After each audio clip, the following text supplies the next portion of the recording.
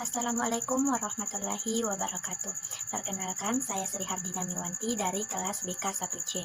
Di sini saya akan mereview materi pendidikan agama Islam dari bab 1 sampai bab 5, di mana bab 1 membahas tentang mengapa dan bagaimana PAI diajarkan di perguruan tinggi, bab 2 bagaimana manusia bertuhan, bab 3 bagaimana agama menjamin kebahagiaan, bab 4 mengintegrasikan iman, Islam dan ihsan dalam membentuk insan kamil, bab 5 bagaimana membangun paradigma Quranik. Baik, langsung saja kita masuk pada pembahasan pertama, yaitu mengapa dan bagaimana PAI diajarkan di perguruan tinggi. Sebelum tahun 1966, pendidikan agama Islam di perguruan tinggi bukan mata kuliah yang wajib, sehingga hanya mahasiswa yang berminat saja yang mengikuti mata kuliah ini. Tetapi setelah berakhirnya rezim Orde Lama, dikeluarkanlah ketetapan NPRS yang menetapkan bahwa pendidikan agama wajib diajarkan di setiap sekolah, mulai dari sekolah dasar hingga perguruan tinggi. Berdasarkan Undang-Undang Nomor 12 Tahun 2012 tentang Pendidikan Tinggi, PAI ditetapkan sebagai mata kuliah wajib umum. Mata kuliah PAI di perguruan tinggi wajib diajarkan sebagai mata kuliah mandiri, diajarkan oleh dosen yang seagama dengan mahasiswanya, dan diajarkan oleh dosen yang memenuhi syarat kompetensi sebagai dosen PAI yang profesional. Makna Islam adalah agama yang diturunkan oleh Allah Subhanahu wa Ta'ala kepada Nabi Muhammad Shallallahu Alaihi Wasallam melalui malaikat Jibril alaihi salam. Kemudian Nabi Muhammad menyampaikan agama Islam itu kepada umatnya melalui pengajaran, bimbingan, dan keteladanan. Agama Islam model ini berlaku hingga akhir zaman, yang ajaran aslinya dilestarikan oleh ulama pewaris Nabi. Mata kuliah PAI di perguruan tinggi memiliki landasan psikologis, sosial budaya, historis, filosofis ideologis, dan yuridis formal yang sangat kuat.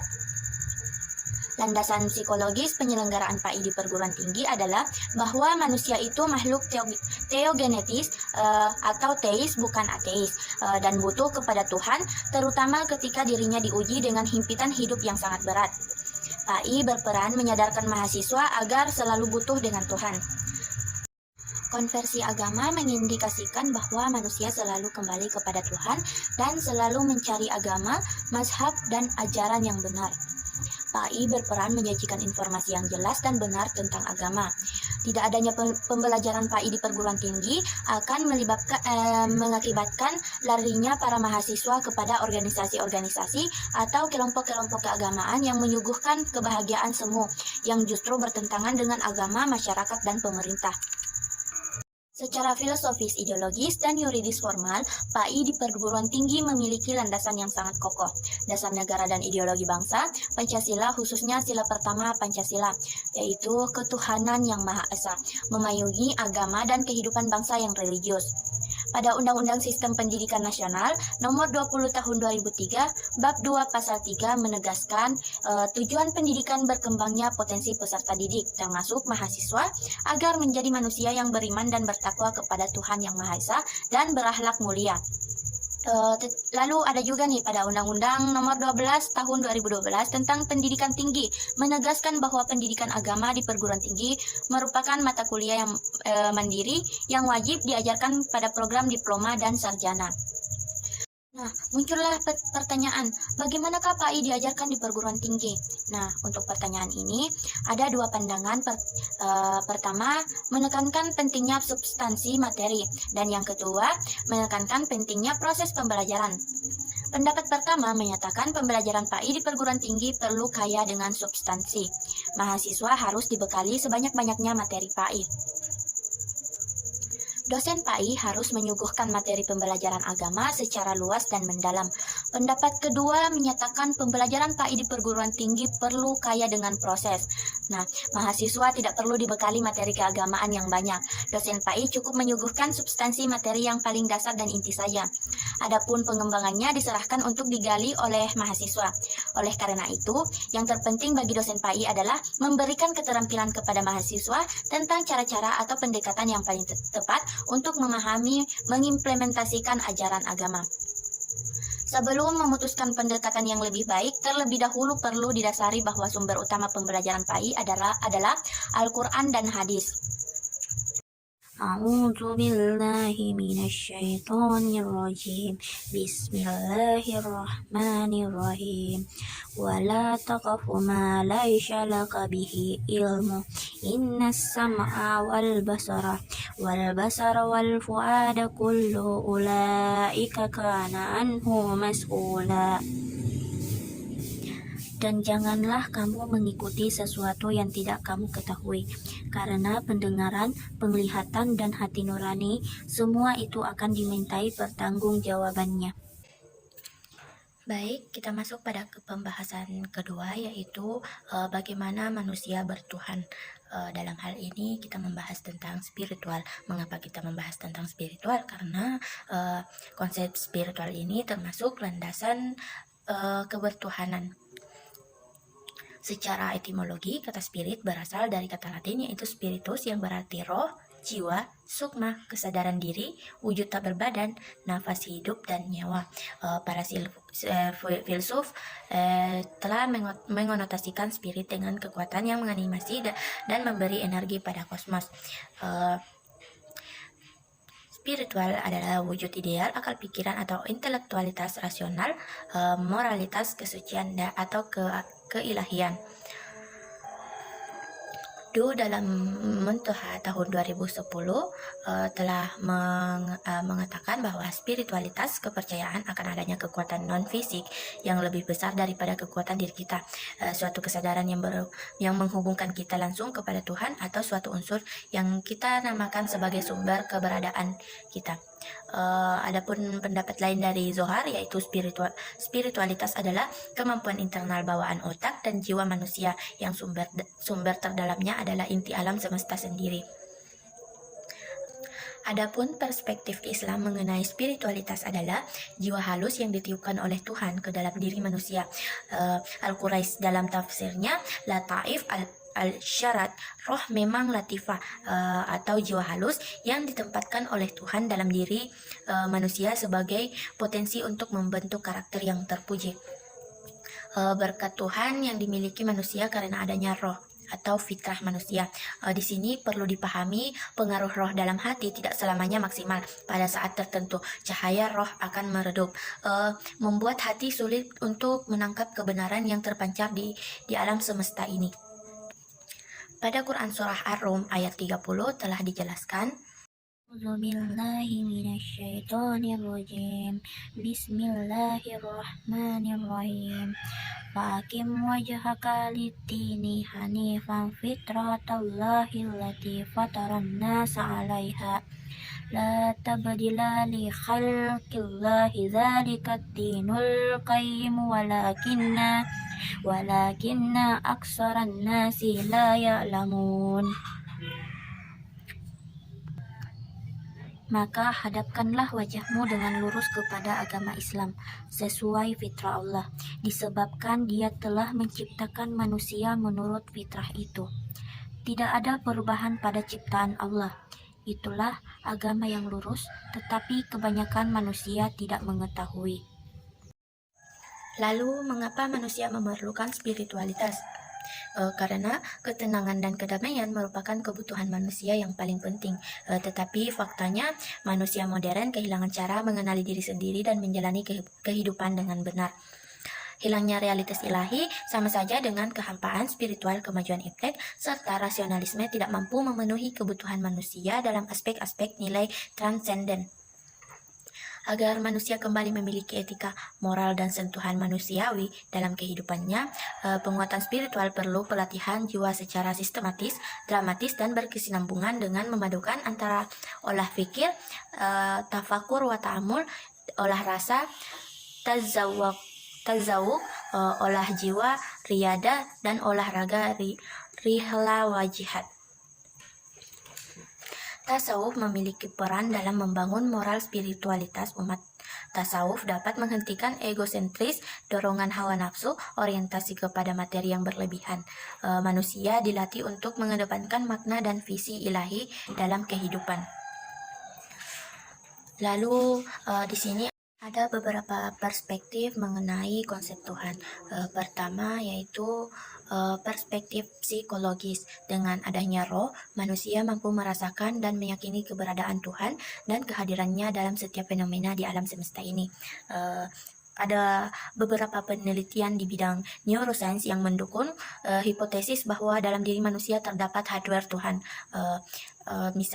Pada penelitian itu terdapat penelitian terhadap isolasi yang melahirkan kecerdasan spiritual, lalu penelitian tentang alam bawah sadar yang melahirkan teori suara hati dan EQ.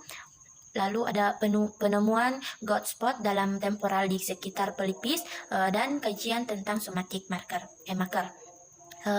Lalu ada perspektif sosiologis, konsep tentang kebertuhanan sebagai bentuk ekspresif kolektif suatu komunitas beragama.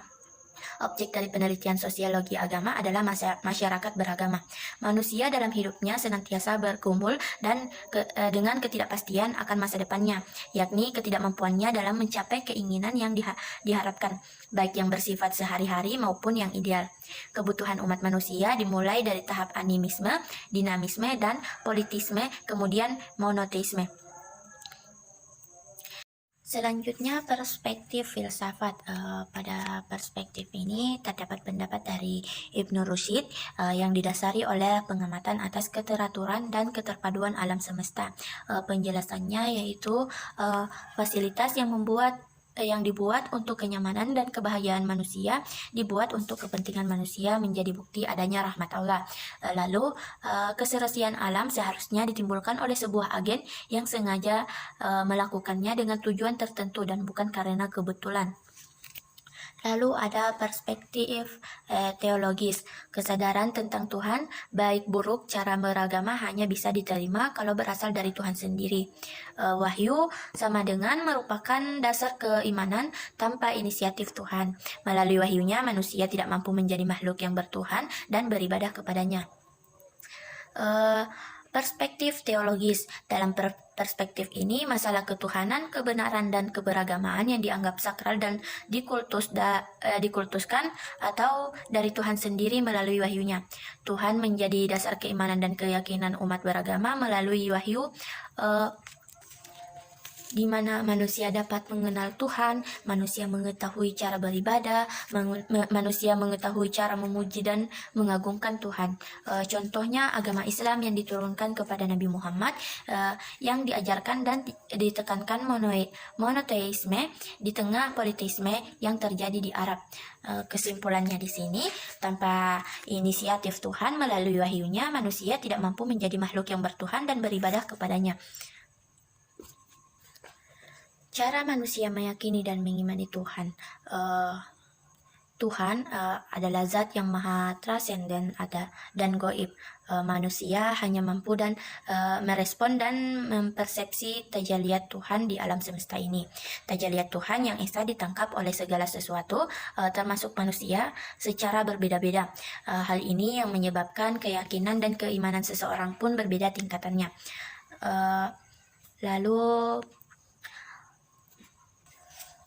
kesadaran dan kecerdasan spiritual konsisten dalam kebaikan dan kebenaran Tuhan, maka manusia harus membangun relasi yang baik dengan Tuhan. Manusia mengasah spiritualitasnya sehingga ia merasakan kehadiran Tuhan, maka ia akan dapat melihat segala sesuatu dengan visi Tuhan atau ilahi.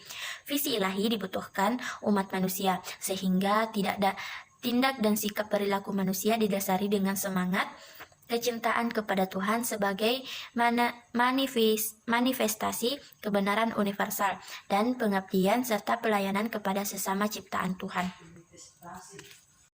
Masuk pada pembahasan ketiga, yaitu bagaimana agama menjamin kebahagiaan.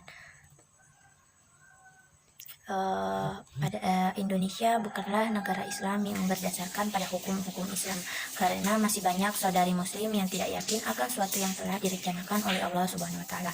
Salah satu ketidakyakinan kita kepada Allah yaitu mengenai kebahagiaan. Bahagia sering dihubungkan dengan sukses duniawi.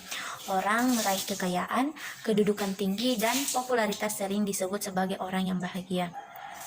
banyak yang bahagia secara semua, tidak sedikit di antara mereka yang sukses duniawi ternyata hidup menderita bahkan hingga bunuh diri.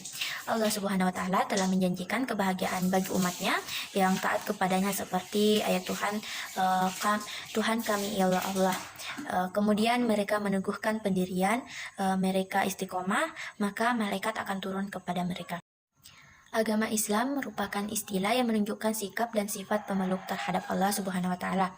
Nama Islam lahir bukan karena pemberian dari seseorang atau sekelompok masyarakat, melainkan berasal dari Sang Pencipta langsung, Allah Subhanahu wa taala. Kebahagiaan yang hakiki dapat diraih saat manusia mengenali dirinya, mengenali Tuhannya, mengenali dunia dan mengenali akhirat. Adapun puncak kebahagiaan manusia akan didapatkan ketika manusia tersebut mampu mengenali Tuhannya. Islam berasal dari kata aslama, yaslimu islaman, yang berarti tunduk, patuh, dan selamat. Islam berarti kepasrahan atau ketundukan secara total kepada ajaran-ajaran Islam yang diberikan oleh Allah Subhanahu wa taala. Maka dari itu manusia harus patuh pada agama. Kebahagiaan yang datang dari luar kerap kali hampa dan palsu. Orang yang menumpukan kebahagiaannya pada hal-hal yang berasal dari luar diri, ucap kali merasa ragu, kecewa, cemburu, dan putus harapan ketika sedang terpuruk atau ditimpa musibah. Sebaliknya, dia sangat gembira jika sedang dihujani rahmat dan lupa bahwa hidup ini bak roda yang berputar. Lupa bahwa kesenangan terletak di antara dua kesusahan dan kesusahan terletak di antara dua kesenangan. Ada beberapa sumber mengenai pemikiran agama sebagai jalan menuju kebahagiaan. Sumber pertama yaitu sumber historis. Pada sepanjang sejarah hidup manusia, beragama itu merupakan kebutuhan dasar manusia yang paling hakiki. Banyak buku yang membicarakan atau mengulas kisah manusia mencari Tuhan.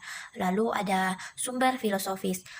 Pada sumber ini, agama akan menjamin keselamatan manusia karena filosofinya, agama ada untuk mengatur kehidupan manusia agar damai dan sejahtera, yang diikat oleh norma-norma agama, aturan pemerintah sekaligus melarang yang ada dalam agama tersebut.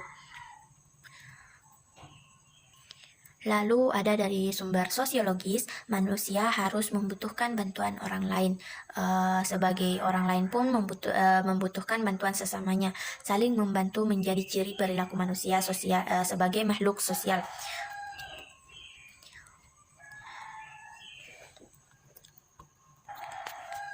Jiwa tauhid dikembangkan dalam diri manusia agar jiwa tauhid menjadi roh kehidupan dan menjadi cahaya dalam kegelapan.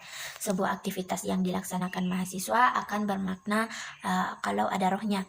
Aktivitas tanpa roh adalah kegiatan semu yang tidak akan membuahkan keselamatan. Nilai-nilai hidup yang dibangun atas jiwa tauhid merupakan nilai positif, nilai kebenaran, dan nilai ilahi. Dikatakan abadi yang mengandung kebenaran mutlak dan universal. Nilai mutlak dan universal yang terdapat di dalamnya dapat menjadikan misi agama ini sebagai rahmatan lil alamin, yang membawa kedamaian, keselamatan, kesejahteraan, dan kebahagiaan umat manusia, lahir dan batin. Komitmen terhadap nilai-nilai universal Al-Quran menjadi syarat mutlak untuk memperoleh kebahagiaan. Roh kebahagiaan adalah jiwa tauhid, yang di atas jiwa tauhid itu nilai-nilai universal dibangun. Hal ini dijelaskan dalam Quran Surah An-Nahl ayat 97. A'udzu billahi minasyaitonir rajim. Bismillahirrahmanirrahim. Man amila salihan min zakarin aw unsha wa huwa mu'minun falanuhyiyannahu hayatan thayyibatan wala najziyannahum ajrahum bi ahsani ma kanu ya'malun. Barang siapa mengerjakan kebajikan, baik laki-laki maupun perempuan, dalam keadaan beriman, maka pasti akan kami berikan kepadanya kehidupan yang baik, dan akan kami berikan balasan dengan pahala yang lebih baik dari apa yang telah mereka kerjakan. Setelah penerangan pembahasan di atas, di sini kita dapat menyimpulkan agama diturunkan untuk manusia sebagai pedoman dan tuntunan hidup manusia di dunia. Tujuan hidup manusia di dunia menurut tuntutan agama Islam adalah kehidupan yang mengarah pada pencapaian kebahagiaan di dunia dan kebahagiaan di akhirat. Bahagia di dunia yang ditandai dengan kecukupan materi, bersifat sementara dan semu atau majasi, tetapi bahagia akhirat bersifat abadi dan hakiki, walaupun terkadang tidak berkelebihan secara materi. Lanjut pada pembahasan keempat, yaitu mengintegrasikan iman, Islam, dan ihsan dalam membentuk insan kamil. Sebelumnya, kita harus tahu dulu pengertian dari iman, Islam, dan ihsan. Iman memiliki arti ketentraman dan kedamaian kalbu yang dari kata itu bisa muncul kata al-amanah atau dapat dipercaya. Yang dimaksud keimanan seseorang terhadap suatu adalah jika dalam hati orang tersebut telah tertanam kepercayaan dan keyakinan tentang sesuatu, dan sejak saat itu ia tidak khawatir lagi terhadap menyelusupnya kepercayaan lain yang bertentangan dengan kepercayaannya. Apabila seseorang mengakui dalam hatinya tentang keberadaan Allah, tetapi tidak diikrarkan dengan lisan dan dibuktikan dengan amal perbuatan, maka orang tersebut tidak dapat dikatakan sebagai mukmin yang sempurna. Beriman kepada Allah adalah kebutuhan yang sangat mendasar bagi seseorang. Sebagaimana firman Allah pada Quran Surah An-Nisa ayat 136. A'udzu billahi minasy syaithanir rajim. Bismillahirrahmanirrahim. Ya ayyuhallazina amanu aminu billahi wa rasulihi wal kitabil ladzi nazzala ala rasulihi wal kitabil ladzi anzala min qablu wa man yakfur billahi wa malaikatihi wa kutubihi wa rusulihi wal yawmil akhiri faqad dalla dalalan ba'ida. Wahai orang-orang yang beriman, tetaplah beriman kepada Allah dan Rasul-Nya Muhammad, dan kepada kitab Al-Quran yang diturunkan kepada Rasul-Nya, serta kitab yang diturunkan sebelumnya. Barang siapa ingkar kepada Allah, malaikat-malaikatnya, kitab-kitabnya, rasul-rasulnya, dan hari kemudian, maka sesungguhnya orang itu telah tersesat sangat jauh. Dalam kasus ini, iman di sini lebih merujuk ke 6 rukun iman, yaitu percaya kepada Allah. Pengertian iman kepada Allah adalah membenarkan dengan hati bahwa Allah ada dengan segala sifat keagungan dan kesempurnaannya. Kemudian diakui dengan lisan dan dibuktikan dengan amal perbuatan di dunia nyata. Lalu percaya kepada malaikat Allah. Pengertian kepada malaikat Allah secara bahasa ialah percaya, sedangkan secara istilah iman kepada malaikat Allah adalah meyakini sepenuh hati bahwa Allah Subhanahu wa taala telah menciptakan malaikat sebagai makhluk gaib untuk melaksanakan segala perintahnya. Lalu percaya kepada kitab-kitab Allah. Pengertian iman kepada kitab-kitab Allah adalah mempercayai dan meyakini sepenuh hati bahwa Allah Subhanahu wa taala telah menurunkan kitab-kitabnya kepada para nabi atau rasul yang berisi wahyu Allah untuk disampaikan kepada seluruh umat manusia. Percaya kepada rasul-rasulnya. Secara istilah atau luasnya, iman kepada rasul berarti meyakini dengan sepenuh hati bahwa rasul itu benar-benar utusan Allah yang ditugaskan untuk membimbing umatnya ke jalan yang benar agar selamat di dunia dan akhirat. Percaya kepada hari kiamat. Pengertian hari akhir atau kiamat adalah hari kebinasaan dan kehancuran dunia dan seisinya. Pengertian hari akhir atau kiamat juga terbagi dua, yakni pengertian hari akhir menurut bahasa dan pengertian hari akhir menurut istilah. Pengertian hari akhir menurut bahasa atau etimologi adalah hari berakhirnya segala sesuatu yang ada di muka bumi. Sedangkan pengertian menurut istilah atau terminologi adalah peristiwa di mana alam semesta beserta isinya hancur luluh yang akan membunuh semua makhluknya di dalamnya tanpa terkecuali. Lalu percaya kepada qada dan qadar. Iman kepada qada dan qadar berarti percaya dan yakin sepenuh hati bahwa Allah Subhanahu wa taala mempunyai kehendak, ketetapan, keputusan atas semua makhluknya, termasuk segala sesuatu yang meliputi kejadian yang menimpa makhluknya. Kejadian itu bisa berupa hal baik atau hal buruk, hidup atau mati, kemunculan atau kemusnahan. Lalu kita masuk pada pengertian Islam. Islam sendiri secara bahasa memiliki banyak pengertian. Beberapa di antaranya yaitu berserah diri atau aslama, tunduk patuh atau istislam, bersih, suci atau salim, selamat sejahtera atau salama, perdamaian atau silmu. Yang masing-masing sudah dijelaskan di Al-Quran. Islam yang dimaksud dalam hal ini adalah rukun Islam, yaitu 5 tindakan dasar dalam Islam. Dianggap sebagai pondasi wajib bagi orang-orang beriman dan merupakan dasar kehidupan muslim.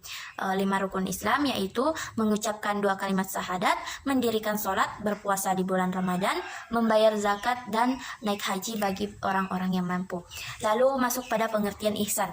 Ihsan berasal dari kata hasana yuhsinu yang artinya adalah berbuat baik, sedangkan bentuk masdarnya adalah ihsanan yang artinya kebaikan. Ihsan adalah seseorang yang menyembah Allah seolah-olah ia melihatnya, dan jika ia tidak mampu melihatnya, maka orang tersebut membayangkan bahwa sesungguhnya Allah melihat perbuatannya. Ihsan juga merupakan puncak ibadah dan akhlak yang senantiasa menjadi target seluruh hamba Allah. Sebab ihsan menjadikan kita sosok yang mendapatkan kemuliaan. Sebaliknya, seseorang hamba yang tidak mampu mencapai target ini akan kehilangan kesempatan yang sangat mahal untuk menduduki posisi terhormat di sisi Allah Subhanahu wa taala. Rasulullah Shallallahu Alaihi Wasallam pun sangat menaruh perhatian akan hal ini, sehingga seluruh ajaran-ajarannya mengarah kepada satu hal, yaitu mencapai ibadah yang sempurna dan akhlak yang mulia, guna mencari rahmat dari Allah Subhanahu wa taala. Menurut Khan Sahib Khan, kata insan dipandang berasal dari turunan beberapa kata, misalnya ons yang artinya cinta, sedangkan yang lain memandangnya berasal dari kata nas yang berartinya pelupa. Karena manusia hidup di dunia dimulai dari terlupa dan berakhir dengan terlupa. Yang lain lagi berkata asalnya adalah ainsan, seperti mata. Manusia adalah mata dengan nama Tuhan menurunkan sifat dan asmanya secara terbatas. Insan kamil karenanya merupakan cerminan yang merupakan pantulan dari sifat dan asma Tuhan, yakni Allah Subhanahu wa taala. Sedangkan menurut Ibnu Arabi ada 2 tingkatan manusia dalam mengimani Tuhan. Pertama, tingkatan insan kamil, mereka mengimani Tuhan dengan cara penyaksian, artinya mereka menyaksikan Tuhan. Mereka menyembah Tuhan yang disaksikan. Kedua, manusia beragama pada umumnya. Mereka mengimani Tuhan dengan cara pendefinisian, yang berarti mereka tidak menyaksikan Tuhan, tetapi mereka mendefinisikan Tuhan berdasarkan sifat-sifat dan nama-nama Tuhan dari Asmaul Husna. Menurut Al-Jili, insan kamil adalah dia yang berhadapan dengan pencipta dan pada saat yang sama juga dengan makhluk. Insan kamil atau manusia sempurna merupakan kuib atau aksis, tempat segala sesuatu berkeliling dari mula hingga akhir. Oleh karena itu, segala sesuatu menjadi ada, maka dia adalah satu atau wahid untuk selamanya. Ia memiliki berbagai bentuk dan ia muncul dalam kanais atau rupa yang bermacam-macam. Untuk menghormati hal yang demikian, maka namanya dipanggil secara berbeda, dan untuk menghormati selain daripadanya, maka panggilan yang demikian tidak dipergunakan pada mereka. Siapakah dia? Nama sebenarnya adalah Muhammad. Nama untuk kehormatannya adalah Abdul Qasim, dan gelarnya yaitu Samsudin atau sang materi agama.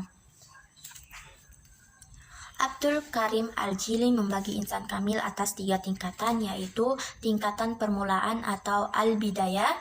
Pada tingkatan ini, insan kamil mulai dapat merealisasikan asma pada sifat ilahi pada dirinya. Lalu tingkatan menengah atau at-tawasut. Pada tingkatan ini, insan kamil sebagai orbit kehalusan sifat manusia yang terkait dengan realitas kasih Tuhan. Pengetahuan yang dimiliki oleh insan kamil pada tingkat ini telah meningkat dari pengetahuan biasa, karena sebagian hal-hal yang gaib telah dibukakan Tuhan kepadanya. Lalu tingkatan yang terakhir yaitu al-khitam. Pada tingkatan ini, insan kamil telah merealisasikan citra Tuhan secara utuh. Ia pun telah mendapat mengetahui rincian dari rahasia penciptaan takdir. Insan kamil pada umumnya diartikan sebagai manusia yang sempurna, baik dari segi wujud dan pengetahuannya. Kesempurnaan dari segi wujud ialah karena ia merupakan manifestasi sempurna dari citra Tuhan, yang pada dirinya tercermin nama-nama dan sifat Tuhan secara utuh. Adapun kesempurnaan dari pengetahuannya ialah karena dia telah mencapai tingkat kesadaran tinggi, yakni menyadari kesatuan esensinya dengan Tuhan yang disebut dengan makrifat. Kaum muslimin menetapkan adanya 3 unsur yang penting dalam agama Islam, yakni iman, Islam, dan ihsan sebagai kesatuan yang utuh. Para ulama mengembangkan ilmu-ilmu Islam guna memahami ketiga unsur tersebut. Kaum muslimin di Indonesia lebih mengenal istilah akidah, syariat, dan akhlak sebagai 3 unsur pokok ajaran Islam. Akidah merupakan cabang ilmu agama yang memahami pilar iman, syariat merupakan cabang ilmu agama yang memahami pilar Islam, dan akhlak merupakan cabang ilmu agama untuk memahami pilar ihsan. Jika manusia sudah memahami arti iman dan juga beriman dengan benar, juga menjalani Islam dan rukun-rukunnya dengan istiqomah, maka akan lebih mudah bagi mereka untuk memahami makna ihsan. Manusia akan mencapai derajat ihsan dengan meningkatkan terus kualitas iman dan Islam dalam dirinya. Dengan begitu, menjadi insan kamil bukanlah hal yang mustahil baginya. Lanjut pada materi terakhir, yaitu materi bab 5, membangun paradigma Qur'ani. Secara etimologis, kata paradigma dari bahasa Yunani yang asal katanya adalah para dan digma. Para mengandung arti di samping, di sebelah, dan keadaan lingkungan. Sedangkan digma berarti sudut pandang, teladan, arketip, dan ideal. Dapat dikatakan bahwa paradigma adalah cara pandang, cara berpikir tentang suatu realitas. Adapun secara terminologis, paradigma adalah cara berpikir berdasarkan pandangan yang menyeluruh dan konseptual terhadap suatu realitas atau suatu permasalahan dengan menggunakan teori-teori ilmiah yang baku, eksperimen, dan metode keilmuan bisa dipercaya. Dengan demikian, paradigma Qur'ani adalah cara pandang dan cara berpikir tentang suatu realitas atau suatu permasalahan berdasarkan Al-Quran. Paradigma Qur'ani di kalangan mahasiswa sekarang ini menjadi urgensi dalam menghadapi era digital seperti sekarang ini, terutama dalam menuntut ilmu dan mengembangkan pengetahuan. Dengan berkembangnya teknologi di dunia, berbagai tantangan global hadir di tengah-tengah mahasiswa. Maka mahasiswa harus dibekali pendidikan Islami agar bisa menghadapi persoalan yang datang dengan tetap berpedoman kepada Al-Quran. Tidak hanya kepandaian, apabila seorang mahasiswa memanfaatkan teknologi tanpa dilandaskan dengan ajaran Al-Quran, maka akan terjadi penurunan moralitas generasi muda.